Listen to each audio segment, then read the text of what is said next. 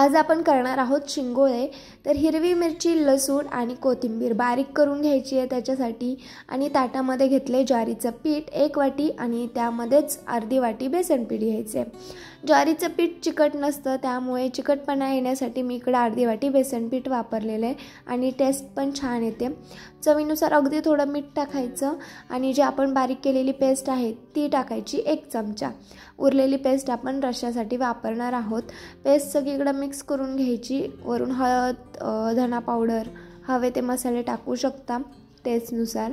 तर मिक्स करायचं आहे। पाणी टाकून घट्टसर असं मळून घ्यायचे। आता आपण रस्सा करणार आहोत। रश्श्यासाठी मी जिरीची फोडणी दिली आहे आणि जी बारीक केलेली मिरची, कोथिंबीर, लसूण आहे ना आपलं ते टाकलेले। आता मिरची वापरल्यामुळे आपल्याला इथं लाल तिखट बेतानेच वापरायचे। टेस्टनुसार तुम्ही लाल तिखट, धना पावडर, हिंग, लाल मिरची पावडर घालू शकता आणि पाणी ओतायचे। आता पाणी तुम्हाला थोडंसं जास्तच ओतायचे, कारण नंतर ते जेव्हा शिंगोळे आपण याच्यात टाकू तेव्हा दाटसर व्हायला लागतं, म्हणून अंदाजाप्रमाणे पाणी ओता।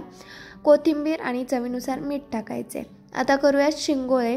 तर शिंगोळे करण्यासाठी थोडीशी अशी मी कणिक घेतली आहे आणि त्याचा रोल करून घ्यायचा आहे। जसं कडबोळे असते की नाही त्याप्रमाणेच असं करून घ्यायचे आपल्याला। हे पहा, या प्रकारे। तर हे झाले शिंगोळे। सोपं आहे बनवायला।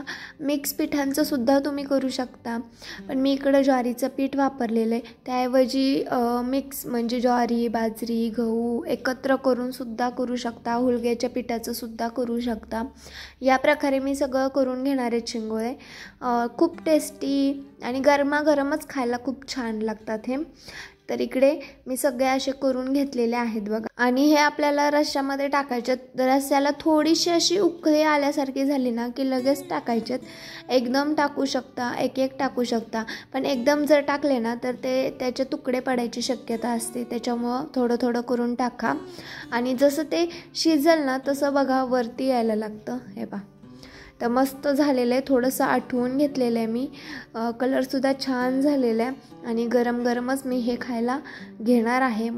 शिंगोळे गरम गरमच खायला छान लागतात। एकाच दिवशी बघा स्वयंपाकाचा जर कंटाळा आला असेल, नको वाटत असेल करायला, तर एकदा ही रेसिपी ट्राय करा। मस्त होते, आवडेल सगळ्यांना। बनवायला सोपी आहे, त्यामुळे करायला हरकत नाही आहे।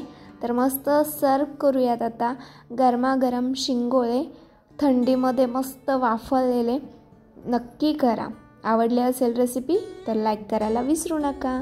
नवीन असाल तर सबस्क्राईब करूनच जा।